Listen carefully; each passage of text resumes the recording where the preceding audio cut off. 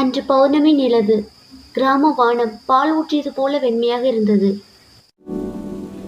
நேரம் நின்றது போல அமைதி மட்டும் சுற்றி நின்றது.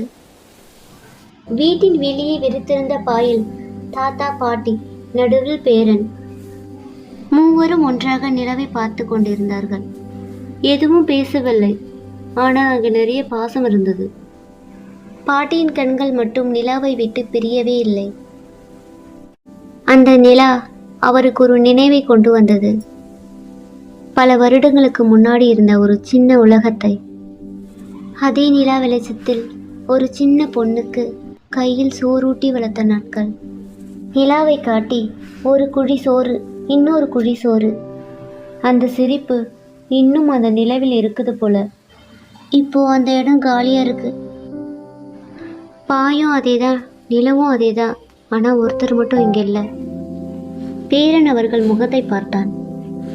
அவனுக்கு வார்த்தை புரியல, ஆனால் அந்த உணர்ச்சி மட்டும் புரிஞ்சுது. அவன் மெதுவாக ஒரு ஃபோனை எடுத்தான். யாருக்கும் சொல்லாமல் அவன் ஒரு நம்பரை அழுத்தினான். அங்கே வேலையின் நடுவே சோர்வாக இருந்த அம்மா அந்த வீடியோ காலை எடுத்தார். அவருக்கு தெரியாது அந்த அழைப்பு மீண்டும் அவரை குழந்தையாக்கப் போகுது. நிவின் ஒன்றும் பேசவில்லை. அவன் நிலவை மட்டும் காட்டினான். வெள்ளை வெளையர் என்று மின்னும் அந்த பெரிய நிலவை பார்த்ததும் அம்மாவின் முகம் சற்றென்று பிரகாசமானது. நிவின், நிலா எவ்வளோ அழகா இருக்கு. நான் இதை பார்த்து எவ்வளோ வருஷம் ஆச்சு தெரியுமா?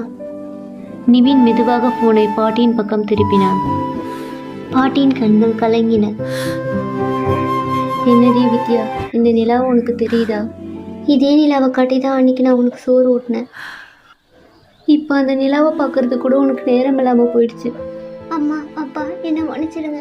ஏதோ ஒரு ஓட்டத்தில் நிஜமான சந்தோஷத்தில் அம்மா இருக்குது. சனிக்கிழமை நான் வரேன். மறுபடியும் அதே பாயில் உட்காந்து நம்ம நிலா சோறு சாப்பிடலாம். எனக்கு நீங்கள் தாம்மா ஊட்டி விடணும். கண்ணை துடைத்தபடி வித்யா பேசினாள். கண்டிப்பாக மாமா, உனக்காகவும் உன் பிள்ளைக்காகவும் நிலாசோறு ஊட்ட கண்டிப்பாக உன் அம்மா காத்துட்ருப்பா. அன்றிரவு பழைய பாயில் ஒரு புதிய நம்பிக்கை பிறந்தது. சில நேரங்களில் நாம் தொலைந்து போனதாக நினைக்கும் உறவுகள் ஒரு சிறிய அன்பான உழைப்பின் மூலம் மீண்டும் உயிர் பெறும். தொழில்நுட்பம் நம்மை பிரிக்கலாம். அதே தொழில்நுட்பத்தை பயன்படுத்தி நம் அன்புக்குரியவரிடம் மீண்டும் சேர முடியும்.